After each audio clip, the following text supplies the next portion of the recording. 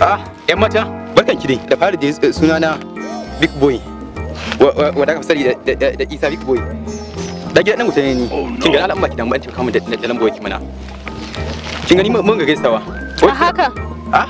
wai ki sani ba sunana Isa Big Boy dan gidan mutane ni gaskiya ne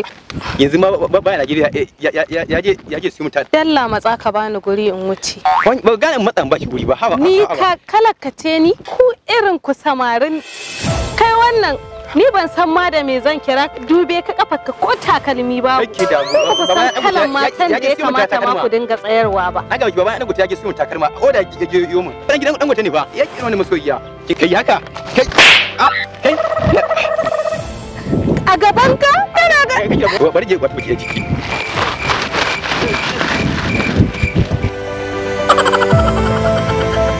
in biya ni gaba ɗaya na zo gidanku na ne ke na rasa kin bani cikin sati guda gaba ɗaya hankali nake kwanciya tunani ya sa din na rame ki kalli jiki na ba na rame bai gan cika ta nake yi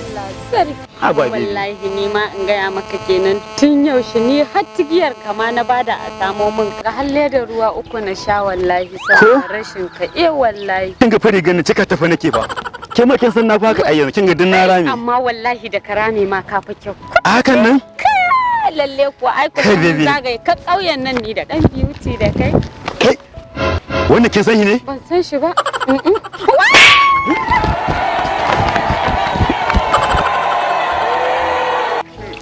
yanzu dai ruwan nan jiyan da yayi kyau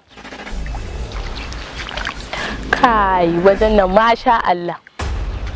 ba laifi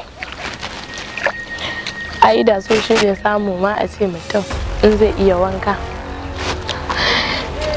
ya shiga yi wanka yanda ya kamata a wajen nan